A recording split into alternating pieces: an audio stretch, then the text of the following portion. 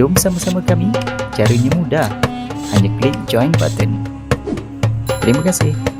Buku Wahabi bersepah-sepah di jalan Tunku Abdul Rahman, di kedai-kedai buku merata penuh dengan buku Wahabi. Buku Semayang Nabi Albani bersepah-sepah. Buku Bin Baz terjemahan bersepah-sepah. Buku Usaimin terjemahan bersepah-sepah. Dan yang paling parah pada hari ini, buku-buku terjemahan kitab-kitab turas yang ditukar ke dalam bahasa Inggeris. Orang profesional dia suka buku-buku yang berorientasikan bahasa Inggeris. Dan orang-orang ni baru jumpa agama umur 40 tahun, 35 tahun. Begitu beremosi baca di rumah. Akhirnya tak sedar jadi Pak Wahab, tuan-tuan. Dan sekarang NGO Wahabi di Malaysia bekerja keras lagi dengan mengadakan konferensi besar di PICC dengan menjemput top Wahabi scholar daripada seluruh dunia, terutama daripada Eropah, daripada UK, daripada US. Ada atau tidak bergelar mufti dan sebagainya. Yes, di antaranya Mufti Meng. Ya, saya cakap berterus terang. Dan ramai. Di antaranya itu siapa? Bilal Philip. Saya tengoklah tuan-tuan, saya pergi sekali di PICC tuan-tuan ya. Ya Allah, berjujuk puak-puak profesional semua ni pakat pergi. Bayar berapa ratus tuan-tuan ya. Ada satu kali tu siap dengan dia punya hotel semua tuan-tuan ya. Beribu nak bayar, tapi berjujuk kata orang Kelantan. Berderet tuan-tuan. Jadi Allahu Akbar tuan-tuan ya. Kalau tak kena gaya tuan-tuan ya, negeri Malaysia, negara Malaysia ni one day tak kena gaya akan bertukar menjadi negara Pak Wahab, tuan-tuan.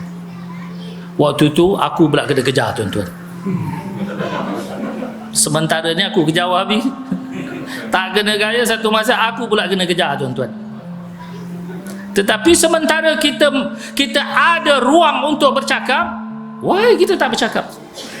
Mungkin orang kata Mahfuz, keras Mahfuz. Keras Mahfuz. Habis kita nak cakap bagaimana? Tak apalah, Wahabi kawan kita juga. Biarlah, dia pun nak makan, nak minum. Biarlah dia mengajar. Kalau kita tak bagi dia mengajar, dia tak makan, tak minum, susah anak bini mereka. Adakah begitu, tuan-tuan? Ini sudah dayus, tuan-tuan. Awak ada kuasa, awak kena jaga akidah untuk diri kita dan diri anak beranak kita, dan kita beri laluan. Tuan-tuan, Syekh Abdullah Fahim disebut dalam surat wasiat. Dia kata apa, tuan-tuan? Golongan Wahabi ini pemecah belah masyarakat. Jika kamu bertemu mereka, bunuhlah mereka. Ini Syekh Abdullah Fahim, jangan tuan-tuan asal parang. Bunuh, artinya bunuh pemikiran mereka. Ini wasiat tok-tok guru kita. Tok-tok guru kita, kalau tuan-tuan pergi tok-tok guru kita yang betul-betul asli, tak ada seorang pun di kalangan mereka yang mau menerima ajaran Wahabi. Kerana tuan-tuan, sejarah telah memaparkan bagaimana ulama-ulama Ahli Sunnah dibunuh. Siapa pembunuh Ramadan Al-Buti, tuan-tuan? Dan siapa pembunuh ramai ulama-ulama Ahli Sunnah di bumi Syam? Tuan-tuan sidang hadirin sekalian, ahli keluarga Nabi SAW dan para ulama Ahli Sunnah wal Jamaah di Makkah, di ketika naiknya Wahabi di Makkah, habis semua dibunuh dan disembelih. Di antara tokoh besar daripada Nusantara yang dibunuh di Taif, Syekh Abdullah Az-Zawawi. Saya bertemu dengan satu orang pengkaji kitab-kitab turas Nusantara. Siapa nama dia? Dulu duduk di Gombak, dah almarhum.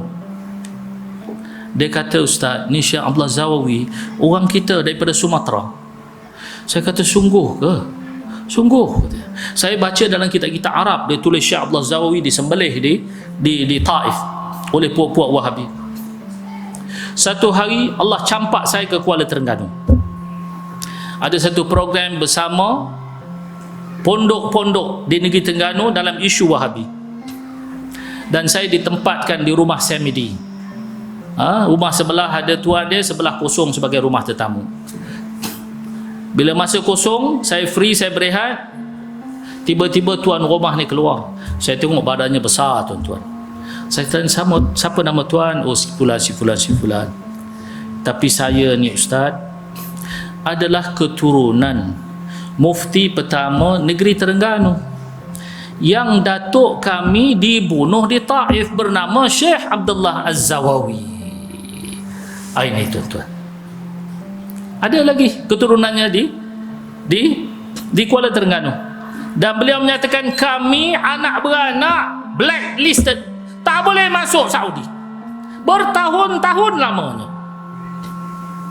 Jadi tuan-tuan sidang hadirin kasih sekalian, inilah hakikat sebenarnya Wahabi, tuan-tuan, ya. Sangat berbahaya. Kita pada hari ini kita berkompromi dengan Wahabi. Tuan-tuan tahu tak, ada satu negeri di Malaysia ini, tuan-tuan, yang telah dikawal oleh Pak Wahab, tuan-tuan. Tok imam pun tak boleh nak kunut, tuan-tuan. Kunut pun tak boleh. Nak buat tahlil pun tak boleh. Nak talqin pun tak boleh. Siapa tok imam langgar akan dipecat.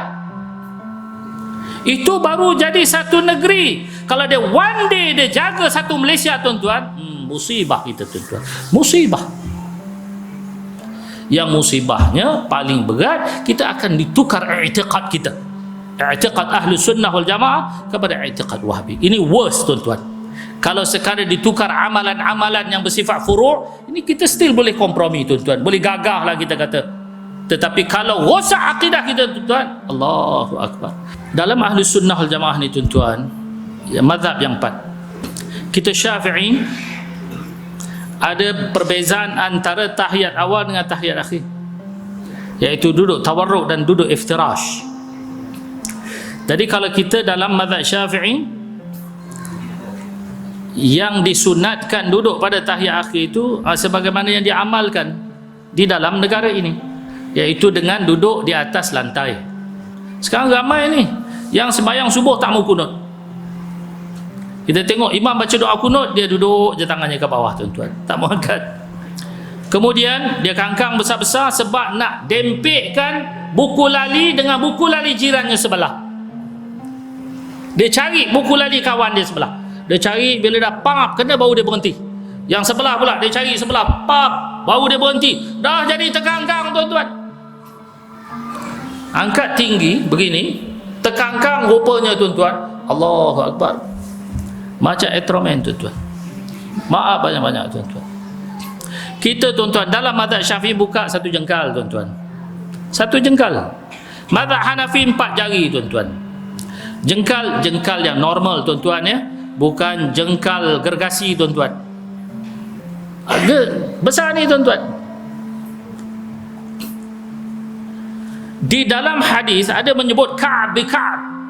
Artinya buku lali kena dengan buku lali. Orang ahli sunnah memaham hadis ini ala sabilil mubalaghah, dia kata. Dia nak beritahu Ka'ab bi Ka'ab itu bukan maknanya bertemu buku lali dengan buku lali, tetapi merapatkan saf sehingga seperti bertemu buku lali dengan buku lali. Oleh kerana itu mazhab Syafi'i kata buka sejengkal. Kalau lah mazhab Syafi'i memaham Ka'ab bi Ka'ab itu adalah mempertemukan buku lali dengan buku lali, pastinya ijtihad dalam mazhab Syafi'i buka 3 jengkal, tuan-tuan. Jadi ini, tuan-tuan, Wahabi ni, tuan-tuan, dia tak reti ijtihad, tetapi dia tidak mahu berpegang kepada orang yang ahli ijtihad. Seperti kita kata pada hari ini, satu lagi perkara, tuan-tuan, ya. Dikatakan kulit babi itu tidak najis, dan keluar banyak di sesawang-sesawang Wahabi. Dia kata tak apa kalau kasut kulit daripada babi, no problem. Handbag daripada kulit Wahabi pun no problem. Jaket kulit babi pun tak ada masalah. Hatta ada mufti di Malaysia, gelatin pun dikatanya halal. Ini mari daripada mana, tuan-tuan? Mari daripada tafsiran yang sangat cetek dengan secara zahir. Kerana dalam Quran kata hurrimat alaikumul maitah wad-dam wa lahmul khinzir. Diharamkan kamu bangkai, darah dan juga daging babi. Dia kata kulit bukan daging. Daging tu yang haram. Mana ada kulit sebut? Daging memang tak boleh masak. Kulit boleh. Tak ada masalah. Ini dia tuan-tuan. Ini masalah tuan-tuan. Bila orang tidak mau akur dengan orang yang berautoriti untuk mengeluarkan fatwa. Ini hasilnya tuan-tuan. Jadi dia cabar. Dalam sesawang-sesawang dia kata, siapa ada baju, jaket kulit babi tak nak pakai, bawa mai sini, kata dia. Siapa ada kasut kulit babi tak nak pakai, bawa mai sini, saya pakai. Ini berlaku bukan zaman antah berentah tuan-tuan. Ni zaman sekarang ni tuan-tuan. Zaman dulu mana ada sesawang tuan-tuan. Sekarang. Kerana apa tuan-tuan? Dia faham begitu rupa. Kita memaham Quran itu melalui pemahaman ulama. Ulama kata apa? Ulama kata kalau daging yang paling bernilai dalam tubuh babi hukumnya haram, betapalah kulit yang orang buang saja. Lebih-lebih lagi haram. Maka dinamakan qiyas ini qiyas aulawi. Tapi buat-buat ni tak mau nak faham tuan-tuan.